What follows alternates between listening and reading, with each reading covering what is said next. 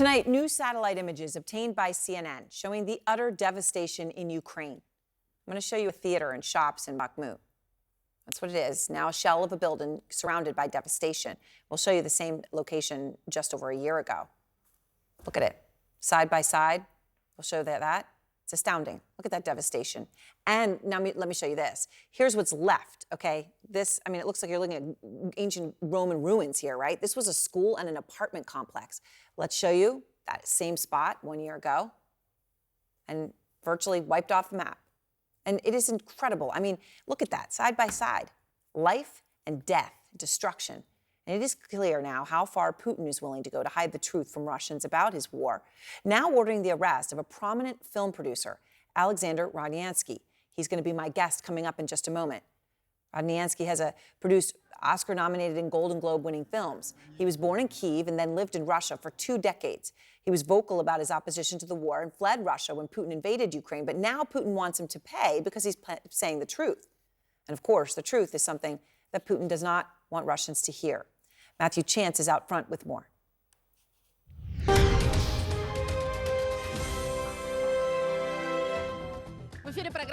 It's state television where Russia fights its information war. The lead story, the US Patriot missile battery. Russia insists it destroyed in Kiev. US officials tell CNN the system remains operational, but this is too rare a victory for the pro-Kremlin media to play down. The much-promoted Patriot was destroyed by Kinjals, the presenter gloats. Our hypersonic missiles were so fast they cut through Ukraine's air defences like a knife through butter, she adds. As for the 6 hypersonic missiles, Ukraine says it shot down a fantasy number, the presenter says, and more than we actually fired.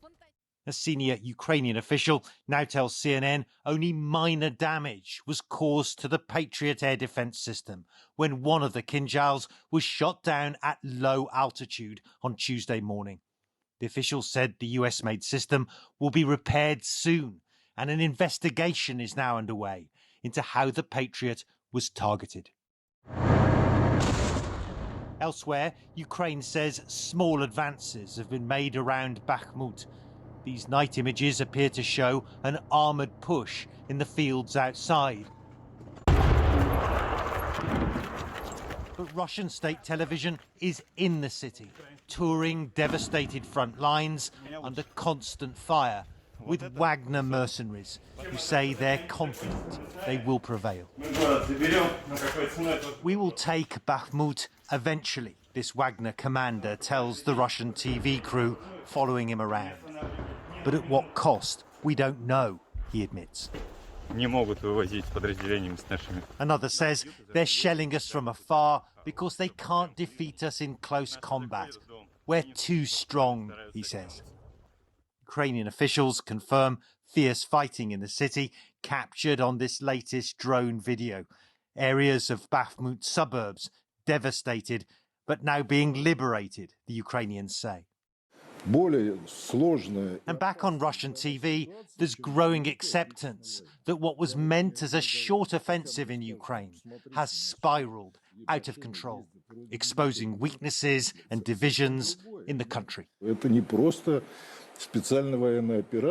It's not a special military operation, says this guest on state television, but a fateful war that Russians must win or face destruction.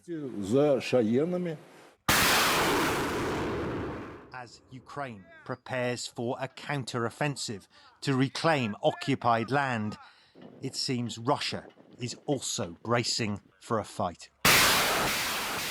Tonight, Ukrainian officials tell me that they're expecting more Russian attacks. They say they've identified at least a dozen Russian bombers already in the air. Meanwhile, in Bakhmut, the Wagner leader, Yevgeny Prigozhin, saying that his fighters have made more gains in what all sides now agree, including Russian state media, by the way, is a intensifying battle for that city. Erin.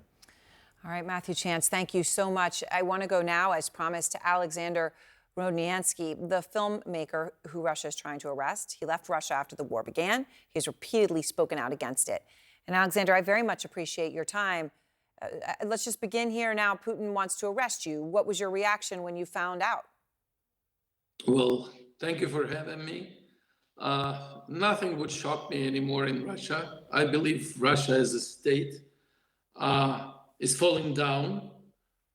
They are persecuting everyone who tries to protest, who tries to speak out against the war, who tries to say the truth.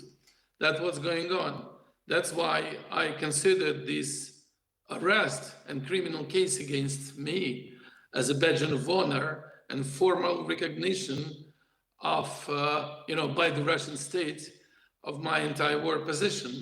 That's what I believe is important for me. Because since this invasion started at the very beginning, I started to speak out against the war and the criminals, and I would say the military crimes perpetrated by the Russian army in my native Ukraine.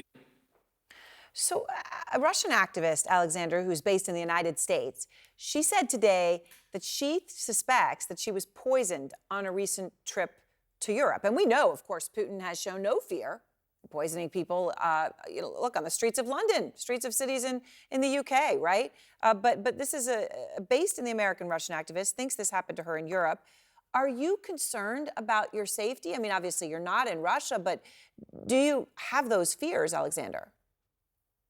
I'm not anymore in Russia, of course, but I know how effective could be Russian intelligence in following the people who are protesting the Russian regime.